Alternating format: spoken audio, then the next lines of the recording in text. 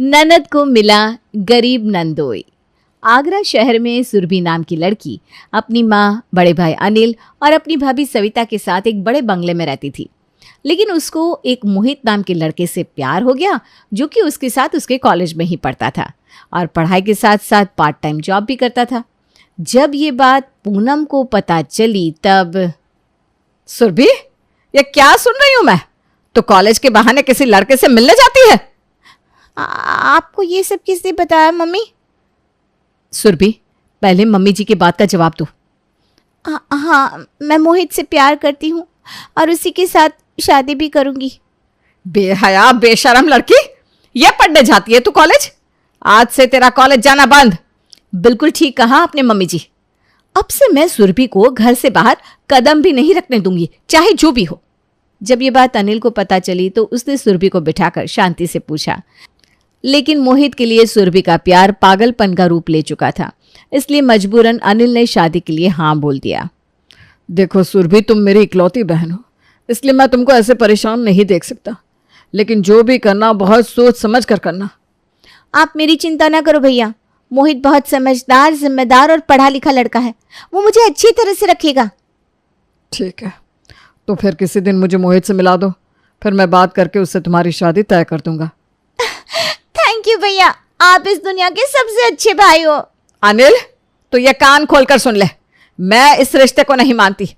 अरे ऐसे ही किसी अरे गहरे नथु गहरे को अपनी बेटी थोड़ी ना दे दूंगी।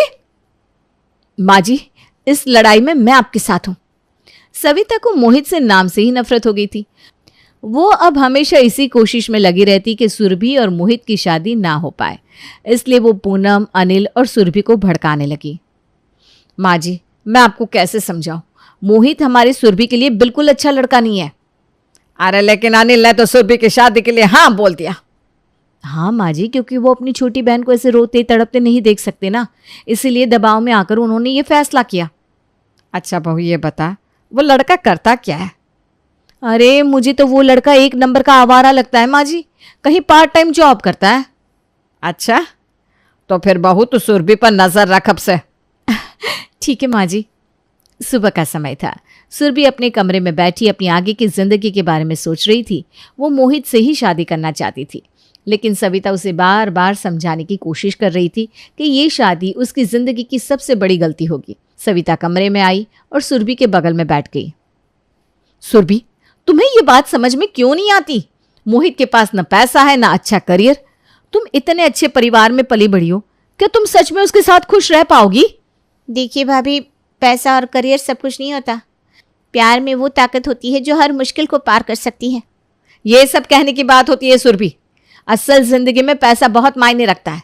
तुम अगर मोहित से शादी करोगी तो एक दिन बहुत पछताओगी। सुरभि को भी ये बात थोड़ी थोड़ी समझ में आने लगी थी, लेकिन फिर भी वो अपनी जिद पर अड़ी हुई थी। शायद आप सही कह रही हो भाभी, लेकिन मैं जानती हूँ मैं मोहित के बिना अपनी जिंदगी के बारे में सोच भी नहीं सकती हूँ। अरे मेरी भोली ननद रानी, जिंदगी में पैसा बहुत जरूरी होता है, उसके बिना जिंदगी नहीं कटती।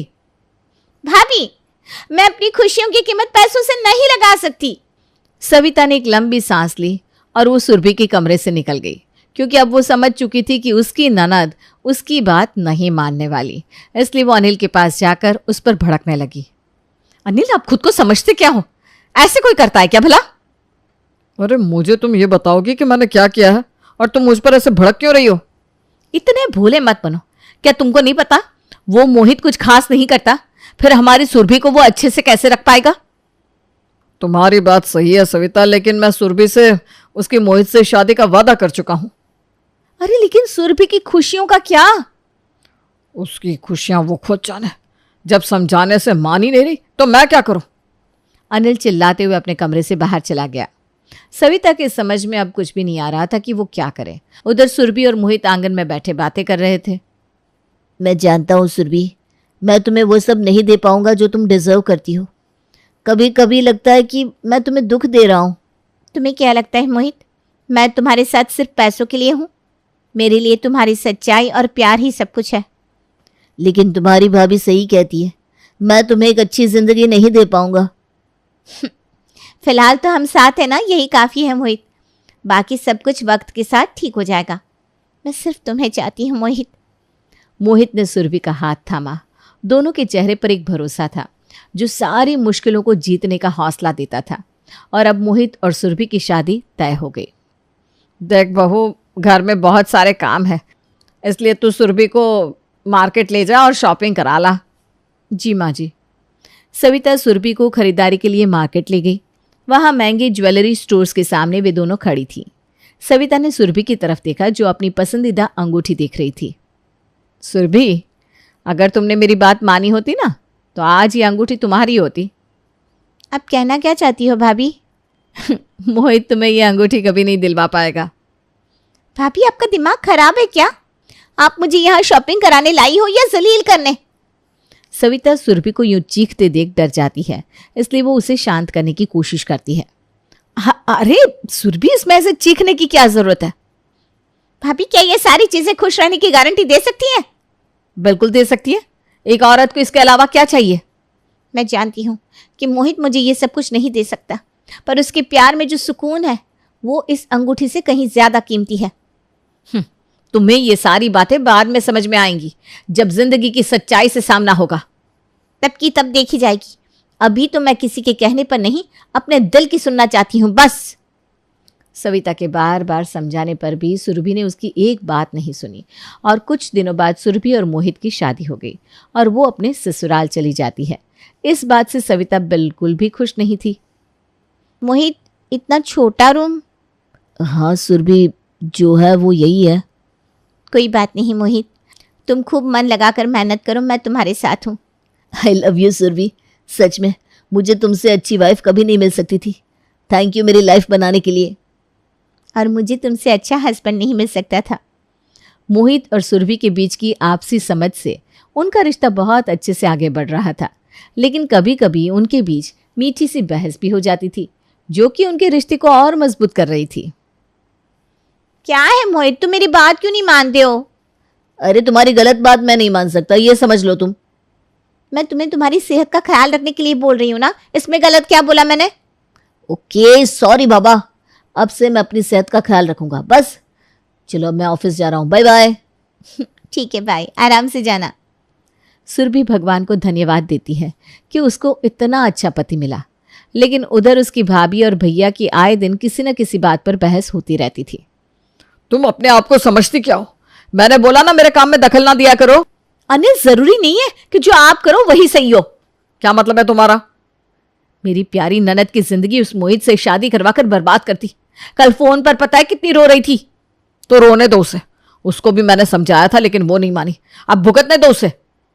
सच में आपको ना किसी बात का कभी कोई फर्क नहीं पड़ता। हाँ, नहीं पड़ता।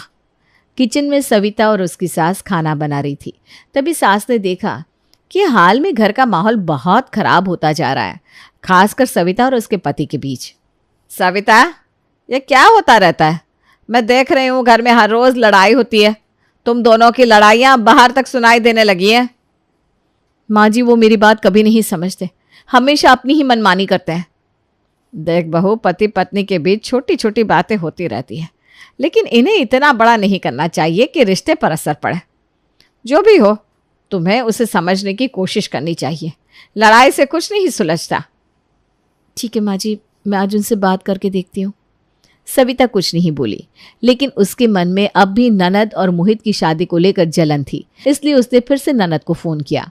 उसका इरादा सुरभि को मोहित के खिलाफ भड़काने का था। हेलो, कैसी हो ननद रानी? अब तो अपनी भाभी की याद भी नहीं आती क्या? ऐसी बात नहीं है भाभी, बस काम में थोड़ा व्यस्त हो जाती हूँ। क्यों? अभी से इतना काम करना पड़ रहा है क्या तुम्हें?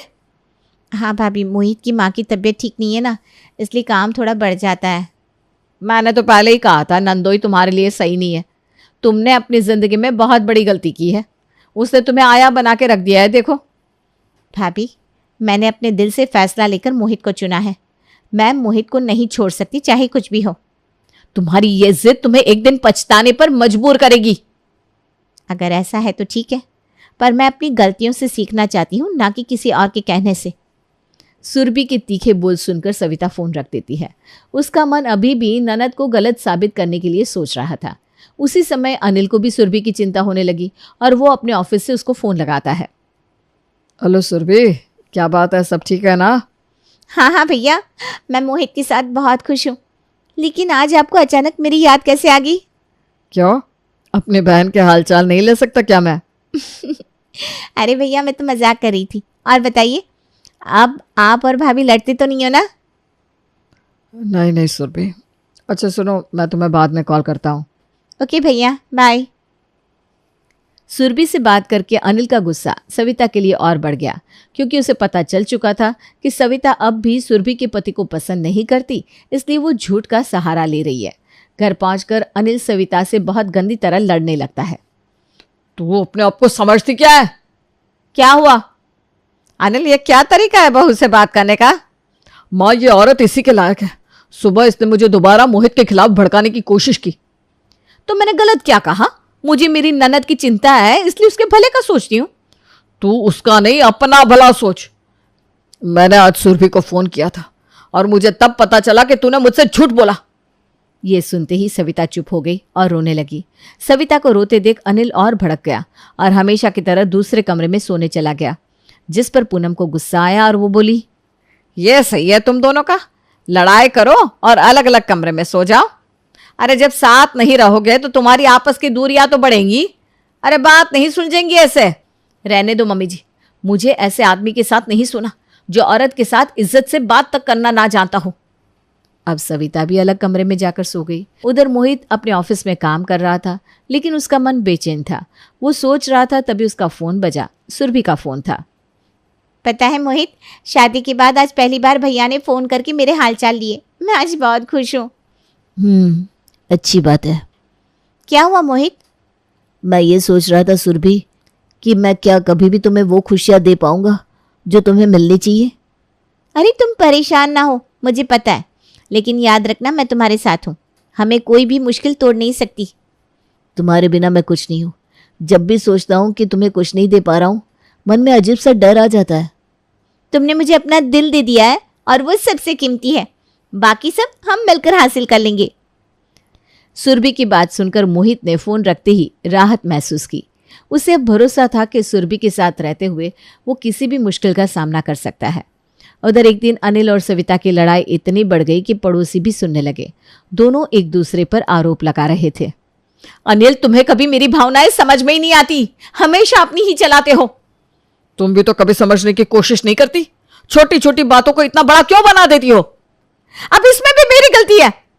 दोनों की चीखें सुनकर कुछ पड़ोसी अपने घरों से बाहर आकर उन दोनों की लड़ाई होते देखने लगे और आपस में मजे लेने लगे। पड़ोसी धीरे धीरे बात कर रहे थे। इनकी तो रोज की बात हो गई, कब तक ऐसे चलेगा? बेचारी बुढ़िया का जीना नरक कर दिया है दोनों ने। सही कहा भाई, रोज रोज कुत्ते बिल्ली जैसे दोनों लड़ते हैं और कभी इनकी लड़ाई खत्म ही नहीं होती। अरे इनकी लड़ाई कभी खत्म नहीं होगी। अच्छा है, हम सबका मनोरंजन हो जाता है फ्री में। रात का समय था। सुरभि और मोहित के दिन में बहस हो गई थी, लेकिन दोनों एक दूसरे को सॉरी बोलकर हंसते हुए साथ सोने चले गए। देखा मोहित, छोटी छोटी लड़ाइयाँ भी सिर्फ एक सॉरी बोलने से खत्म हो जाती है और प्यार से सब सुलझ जाता है। मुझे तो तुम्हारे साथ रहकर हर परेशानी छोटी लगने लगती है। बातें बनाना कोई आपसे सीखे मोहित जी। दूसरी ओर सविता और उसका पति अलग अलग कमरों में सो रहे थे। दोनों की लड़ाई अब तक सुलझ नहीं पाई थी और दोनों बहुत बेचैन थे। क्यों हर बार हमारी लड़ाई इतनी बढ़ जाती है कि हम सॉरी तक नहीं बोल पाते? शायद हमें एक दूसरे को और समझने की कोशिश करनी चाहिए, पर अब बहुत देर हो चुकी है। पता नहीं मेरा और अनिल का रिश्ता कब सुधरेगा। पूनम को ऐसे अपने घर में बहू बेटे का अलग अलग कमरों में सोना बिल्कुल पसंद नहीं आता और उधर पड़ोसियों के तानों से वो बहुत दुखी होती है। जब उसको कुछ समझ में नहीं आता तो वो सुरभि और मोहित को घर बुलाकर उन दोनों को समझाने के लिए कहती है। भैया, मैं ये क्या सुन रही हूँ? आप लोगों की शादी को इतना समय हो गया और आज तक आप लोग एक दूसरे को समझ भी नहीं पाए। मैं तो हमेशा लड़ाई खत्म करने की कोशिश करती हूँ, लेकिन ये दूसरे कमरे में जाकर सो जाते हैं और मुझे इनसे बात करने का मौका तक नहीं देते। तुम कभी मेरी बात सुनती हो? तुमसे बस ड्रामा करवा लो। भैया भैया, आप शांत हो जाओ। भाभी की बात सही है। अगर आप उनको मौका नहीं दोगे और अलग कमरे में सो जाओगे, तब तो आप दोनों की बहस कभी खत्म ही नहीं हो पाएगी। दामाद जी, मैं भी हमेशा इनको यही समझाती हूँ, लेकिन ये दोनों मेरी एक नहीं सुनते। भाभी ये गलत बात है। आपको अपनी सास की हर बात माननी चाहिए। वो आपकी माँ के बराबर है ना। सॉरी मम्मी जी, आज से मैं आपकी हर बात मानूंगी और घर में कभी किसी के साथ लड़ाई नहीं करूंगी। ये हुई ना बात भाभी। सॉरी सुरभि, मैंने तुम्हारी ज़िंदगी में भी आग लगाने की कोशिश की। मैं बहुत बुरी हूँ। अरे भाभी, आप ऐसे मुझसे माफ़ी मत मांगिए, मुझे अच्छा नहीं लग रहा। नहीं सुरभि, सिर्फ मैं ही थी जो तुम्हारी और मोहित की शादी से कभी खुश नहीं हुई, और मैंने हमेशा तुमको मोहित के खिलाफ भड़काने की कोशिश की।